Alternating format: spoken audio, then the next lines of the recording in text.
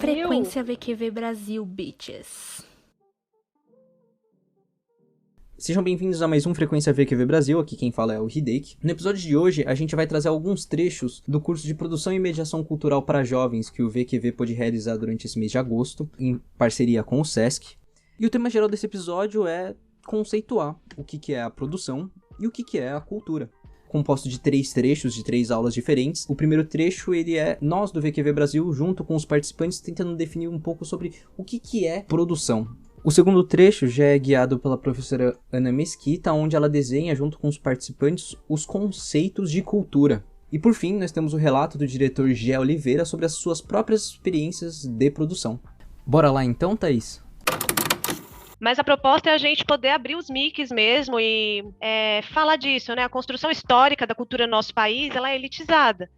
A gente sabe disso, né? A primeira escola de arte no país foi criada para atender os imperadores aqui, né? A família imperial. E isso se estabelece, né, como uma continuidade histórica de que quem faz arte no nosso país é quem pode, né? Quem faz arte é quem pode, a gente sabe até hoje. Mas aí, o que seriam essas formas solidárias, formas arte que têm uma expressão econômica e política? Porque quando a gente pensa na arte que a gente está fazendo, nem sempre a gente conhece o tamanho do que a gente está fazendo, né? Compreendendo o contexto de onde a gente está fazendo, a gente às vezes fica querendo se inserir na produção, na arte, como se ela estivesse longe e distante. E aqui é um convite para que a gente possa perguntar a vocês o que é isso para vocês, como é que é? Eu vim muito inquieto, né? Quando eu vi o curso que fala sobre essa questão do dia a dia, é muito engraçado, porque eu me descobri enquanto produtor a partir do dia a dia. Eu entrei na produção cultural muito de paraquedas, eu fazia projeto de espetáculo, e o diretor do projeto de espetáculo falou que eu tinha alguma coisa de produção e me chamou para estagiar no grupo dele. Ele falou assim, olha, se você quiser, eu sinto que você tem, e vamos desenvolver isso, assim, eu acho que você é um produtor. E eu, gente, o que é produção cultural? Nunca tinha visto um SBAT, eu não sabia nada de produção cultural, não tinha noção de lei, o que era edital, nada. E aí, dentro dessa companhia, que é a Zosima, eu entendi e aprendi que a produção ela é muito dia a dia. E aí, quando você traz essa coisa do cotidiano, de uma ação cotidiana, me vem muito de como eu aprendi o que é produção cultural, né? Eu percebia que eu fazia a produção quando eu organizava o aniversário da minha família, quando eu criava um grupo de WhatsApp, quando eu falava, olha, gente, eu quero, cada um tem que dar R$20 para eu fechar a chácara, e aí todo mundo sabadão, 8 horas, não quero ninguém atrasado. E aí eu fui percebendo que eu já fazia a produção e eu não tinha noção disso. E aí eu só vinculei o que era o cultural, que são os editais, que são as leis, o que são as demandas do grupo que eu estou inserido. Então, eu sinto muito isso, assim, a produção ela vem muito desse cotidiano e do querer fazer, dos sonhos, né? A gente tem aqui das palavras, tem essa coisa do construir, a partir do que eu quero construir, como eu produzo. E não tem como não ligar a esse cotidiano, ao que é a minha vida. A vida, ela influencia muito como a gente produz, o próprio VQV veio de um sonho, né, desse desejo de construir. Então, eu acho que é isso, é a nossa vida, uma se relaciona com a outra. Muito maravilhoso isso que você traz. Eu também me sinto bastante contemplada. Eu nunca imaginei que eu fosse ser produtora quando eu desejei fazer arte, né? A gente tem essa relação. Mas, ao mesmo tempo, tem uma coisa, e eu também me descobri produtora no dia a dia. E eu não tinha dinheiro para fazer cursos de produção. Então, eu acho que essa é uma questão super importante para a gente falar aqui também, porque, geralmente, esse conhecimento, né, de quem domina os meios aí de produção, a gente acaba entregando a nossa arte na mão de quem, então, vai controlar. É muito comum, às vezes, grupos, né, de arte nas variadas linguagens, o produtor comandar, quase como se fosse quem produz comanda artisticamente, né? Sendo que é muito comum, eu já vi muito isso. Assim como, gente, mulherada aí, já vi a galera, assim, mulheres assumindo muito papel, né, de produção. Essa é uma outra conversa, né, do machismo na produção, enfim, que eu adoraria debater aqui entre nós também. Existe um lugar de poder também ali, quase, né? Não é exatamente o poder, né? Mas é o de levar para alguns lugares. Então, quem nunca ouviu falar assim, eu conheço um produtor que pode te colocar no Sesc, né? Quem nunca ouviu isso? Essa ideia de jogo de poder na ideia da produção cultural. E é legal a gente já partir de um entendimento aqui que a gente não está falando sobre essas perspectivas, né? Mas como é que a gente desassocia essa relação da produção, né? Dos grandes empresários, os que detêm o dinheiro, poder chegar dessa relação capitalista, né? Na questão da produção cultural. Como é que a gente desassocia isso? Que veja como é uma contradição que está na nossa mão destruir, né? Mesma coisa, assim, a gente começa a produzir antes de se pensar enquanto produtor, né? Assim, na nossa trajetória. E ao mesmo tempo, quando a gente começa a fazer isso, veja, a gente começa os cursos de produção no Brasil são muito recentes, né? De fato, o pensamento da produção. Acho que tem uma graduação no Brasil hoje que talvez tenha uma ou outra curso que tem alguma disciplina, inclusive, relacionada a isso, então é tudo muito recente, né? Vieram com força agora esses cursos do Sesc do Itaú, que tem aí uma visibilidade maior, mas a gente começa a produzir antes da gente pensar, inclusive, de fazer um curso de produção ou de pensar a produção enquanto seguir com a produção. Paralelamente a isso, como a Thaís falou, o que já está instaurado hegemonicamente é uma bela arte, né? É um modo de pensar arte que não é o nosso de origem, inicialmente. Então, veja, a gente começa a pensar a produção mergulhado no universo que não é esse. Mas se está na nossa mão, talvez a gente tem também a possibilidade de desestabilizar a lógica hegemônica desde o início. Porque a gente já começa a fazer. Quando você vai lá e organiza os 20 contos, e, gente, vamos chegar no horário, você já está...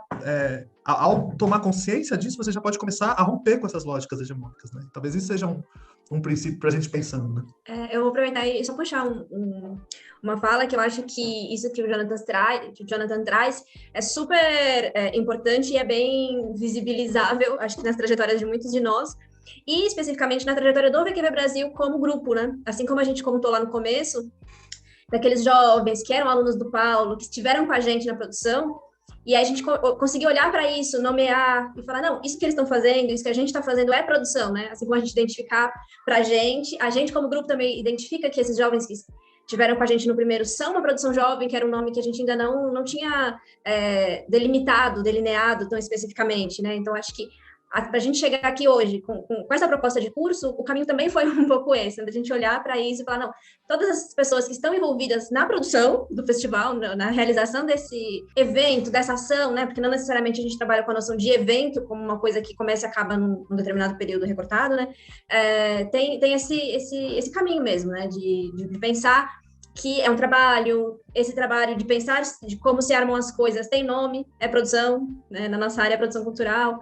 E acho que é uma coisa importante, assim, da gente aprender a identificar mesmo, nomear, falar, olha, eu faço produção cultural, e isso ser uma coisa que a gente entende, né, que não é só eu resolvo um monte de pepino e isso não é nada, né, isso é muita coisa, né, isso é uma parte super importante para qualquer trabalho artístico, qualquer trabalho cultural, e é o nosso foco agora. Eu acho interessante que a partir dessas falas eu até comentei com a Sara, que chegou aqui, que a gente produz o bando.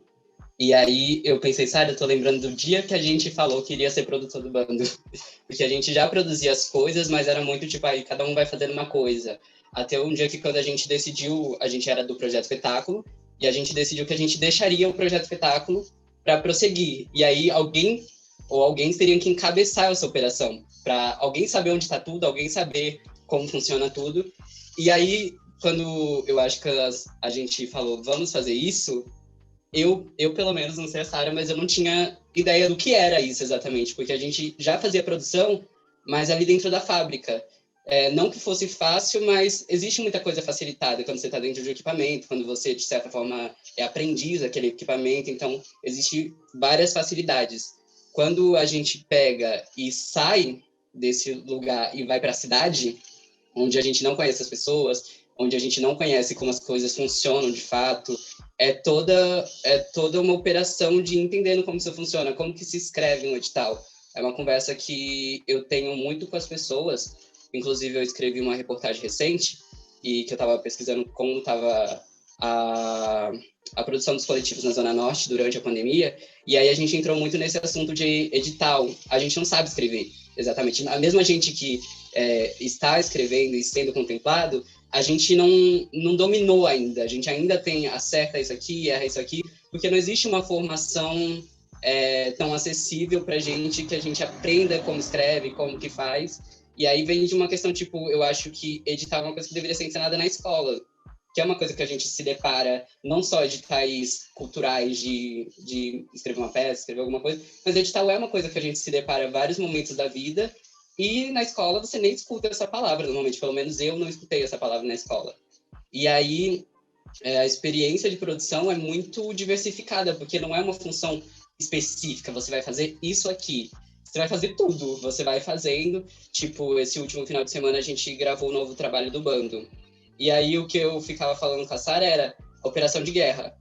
Porque existia uma estratégia de a perua vai sair daqui tal hora, chegar lá tal hora, o carreto vai sair daqui tal hora, vai para tal lugar, e depois vai para tal lugar, que o carreto foi pegando coisas em lugares diferentes da cidade, porque é isso.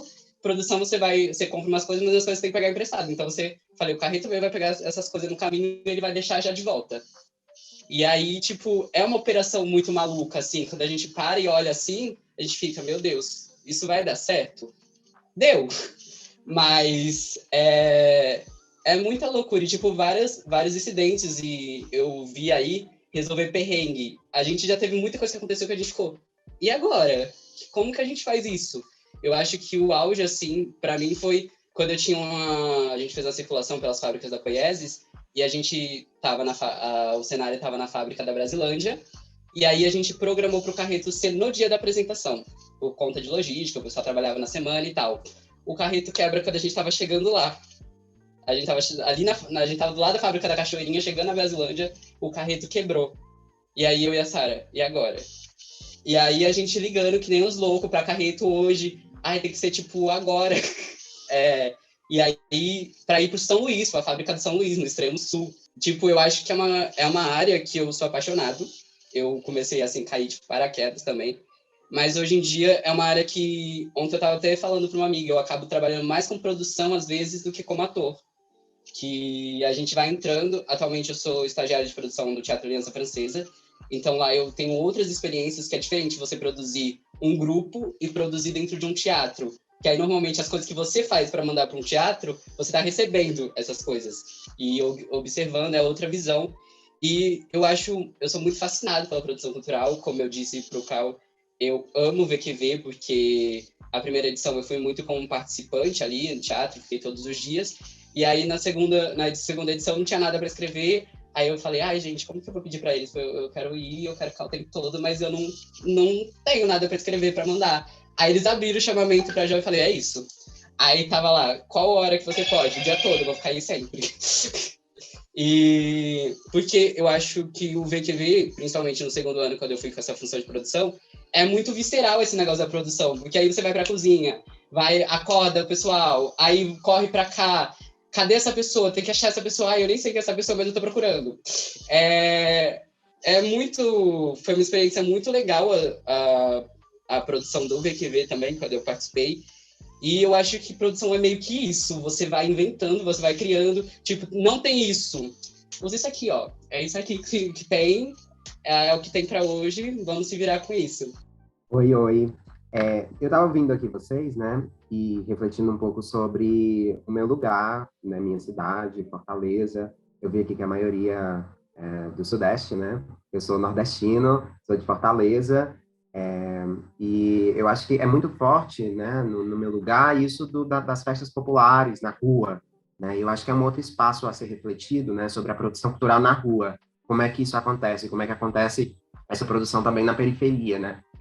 Minha avó é muito, desde criança, eu sempre via ela fazendo produção para festas para criança, né? Para fazer essas festas nos bairros, de São Cosme e Damião, para distribuir doces para as crianças. E eu sempre vi isso também como uma produção. São festas produzidas por pessoas comuns, né? Por pessoas que não têm acesso a essas formações de produção cultural, mas que faz acontecer, né? Que faz acontecer essas festas populares na rua, né? Nesse espaço. E eu comentei aqui no link que foi colocado para a gente comentar o que é produção cultural para a gente. Eu comentei que é coragem, porque tem que ser muito corajoso, né? Às vezes a gente não consegue, como foi falado aqui, ler um edital e entender como a gente faz esses processos burocráticos, né? De fechar uma rua, por exemplo.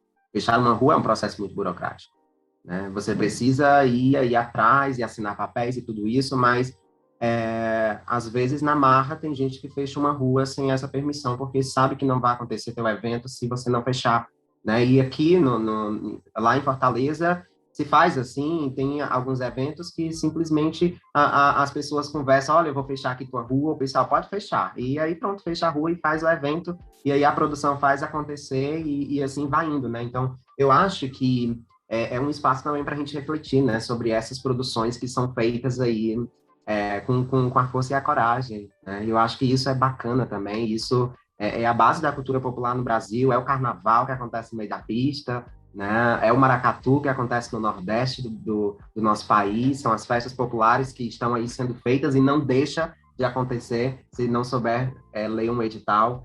E eu acho que a gente tem que tomar força dessas pessoas, né? E no Ceará, os figurinos que são feitos pelas próprias mulheres do bairro, as costureiras que vão pegando pedaços de tecido e vão doando para que a gente possa fazer os figurinos. E acontece, né? E acontece com o mínimo, com pouco orçamento, mas com a coragem, acontece. E isso é maravilhoso e é essa a partida. Agora que nós já escutamos as falas dos participantes e de nós do VQV Brasil sobre nossas produções, sobre nossas perspectivas sobre o que é produção, a gente vai passar agora a palavra para a professora Ana Mesquita para ela trazer a conceituação de cultura a partir da política cultural. Vamos escutar ela? Para a gente pensar um pouco em política cultural, eu vou conversar um pouco sobre o que é cultura. De que fala que a cultura pode aparecer no nosso cotidiano. Onde que a cultura está? Eu acho que cultura é história, né? Cultura é todas aquelas práticas de um povo, todos os costumes, todas as coisas que são passadas de geração para geração e se tornam algo corriqueiro, assim. Eu acredito que na vivência, né? Nas nossas experiências cotidianas, né? A cada dia. E aí eu acho que entra também a questão da identidade, né? De como a gente se afirma perante a sociedade, perante a convivência com os outros e o que a gente compartilha entre si, né? A Stephanie disse que a primeira coisa que vem são os costumes. Eu acho que cultura também pode ser digitais, né? Eu acho que é o que nos diferencia também, o que marca, o que fica. Eu acho que também é algo muito potente que faz com que identifique quem somos, conte muito sobre nós. Eu acho que é em tudo também, né? Desde quando a gente nasce, já é algo cultural, né? A forma como a gente nasce, onde a gente nasce. Acho que tudo isso também tá ligado. Como a gente fala, o que a gente aprende na infância, na adolescência, o que a gente vai fazer, onde a gente está inserido. Acho que tudo isso faz parte também da cultura. Eu acredito que cultura, ela tá em todo lugar, porque cultura também, e no nosso dia a dia ela se apresenta desde o prato que a gente come, porque culinária é cultura, desde a forma como a gente fala, porque a nossa linguagem, ela é cultura, os nossos comportamentos são culturas, e eu acredito que a cultura está muito caracterizada como movimento, empregando a palavra ação, do que significa movimento, né, de um determinado espaço, assim. Eu consigo um pouco definir isso, acho que eu chego até metade da definição, mas o outro restante eu acho que eu não consigo concluir muito bem. Mas eu acredito que é isso. É um movimento, e eu emprego ação nesse movimento, né, no sentido do verbo mesmo, e de um determinado espaço a partir de algumas características. Não sei se está muito prolixo, mas eu consigo me entender. Não, acho que esse é o caminho mesmo, Vitor. Alguém mais tem algo para falar? Licença.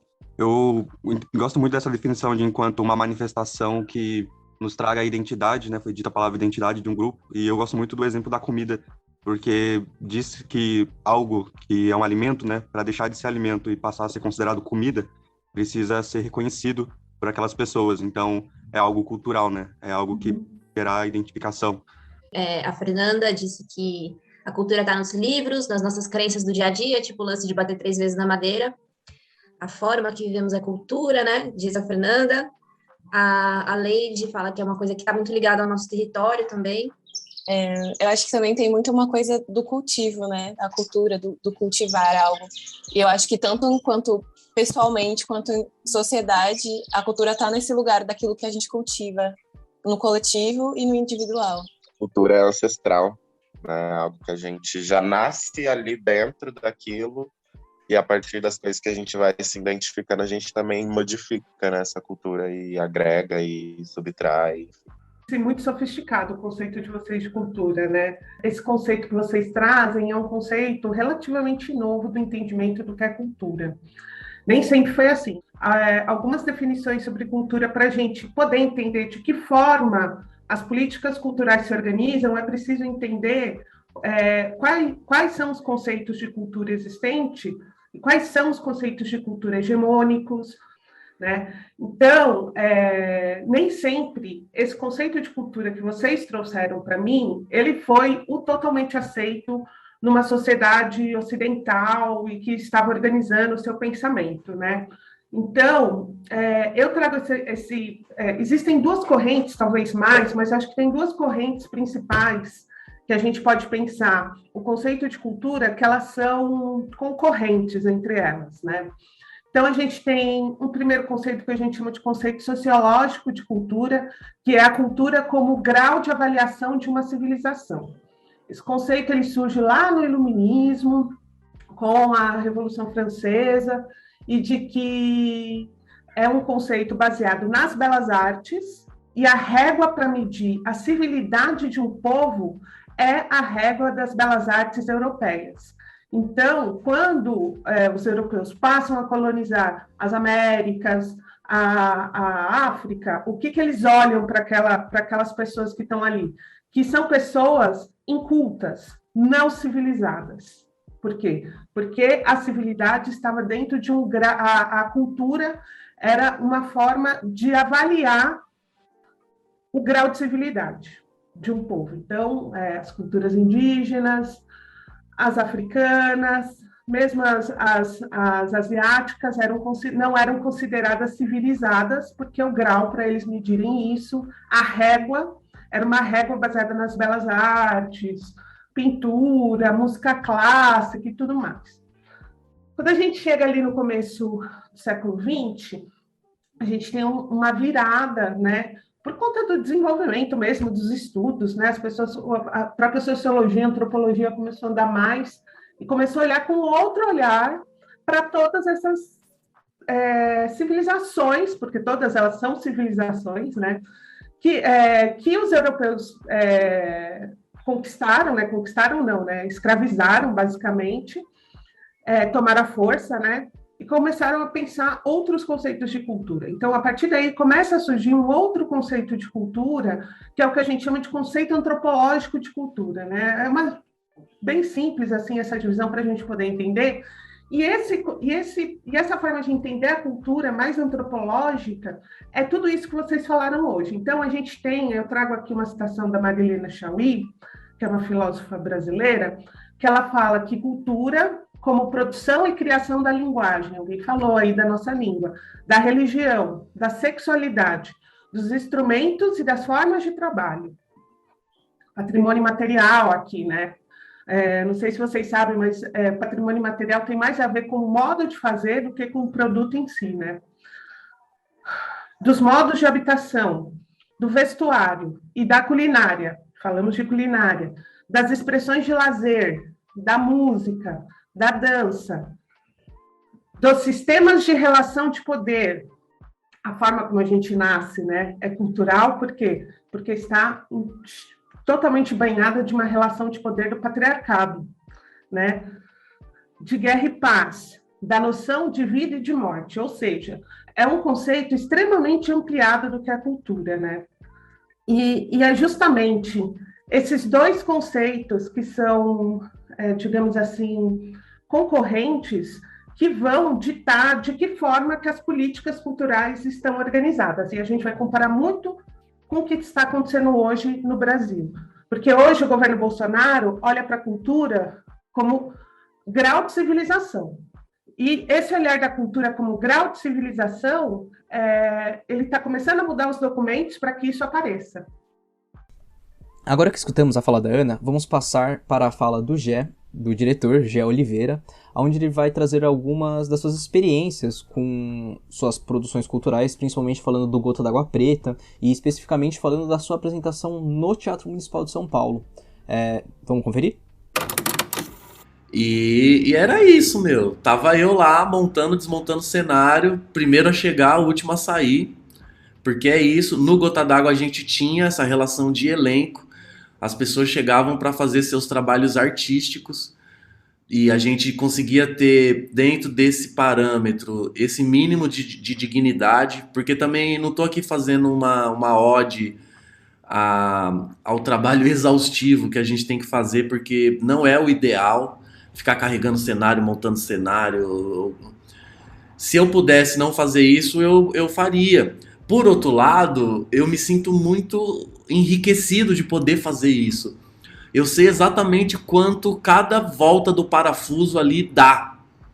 E quando eu tô em cena, eu olho para aquilo e eu olho e às vezes falo, porra, eu que montei essa porra.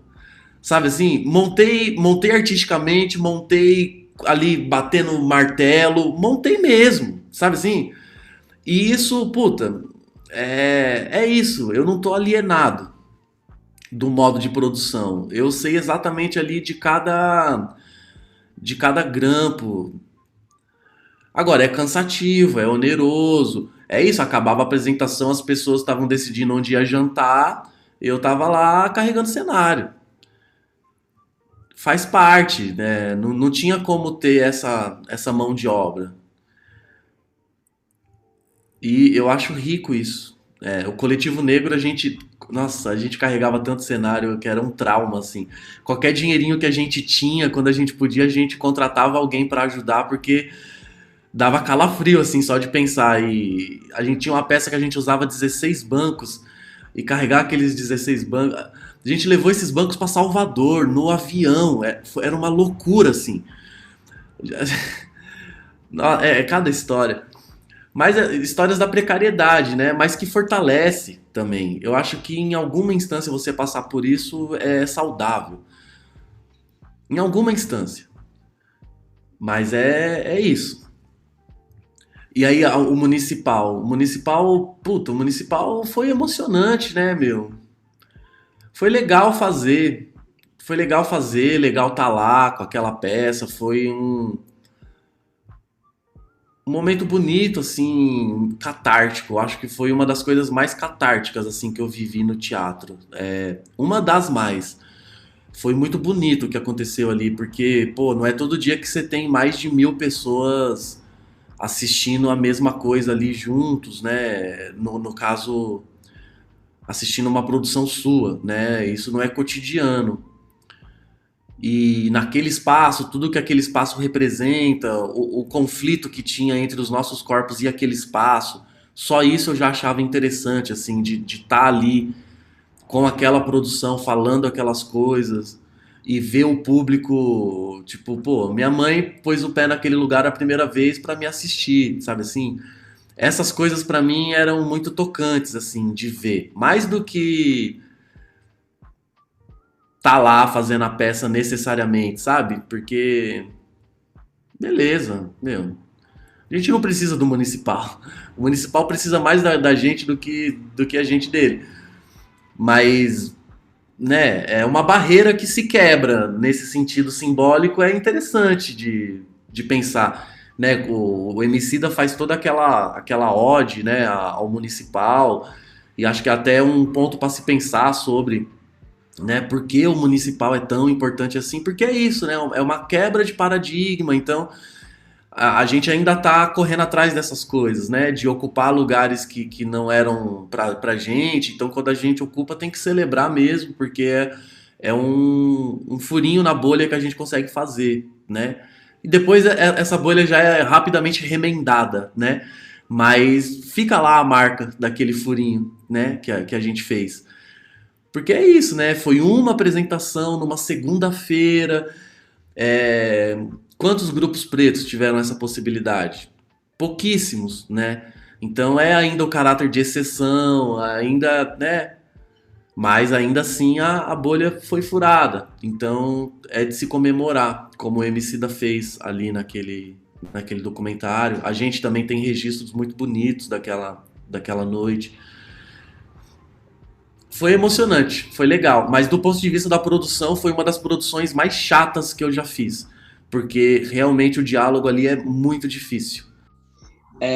Eu não consegui assistir a Gota d'Água, porém eu tentei uma vez até o Itaú Cultural, cheguei lá, fiquei na fila, tava chovendo pra caramba, e eu não consegui entrar porque tava muito lotado.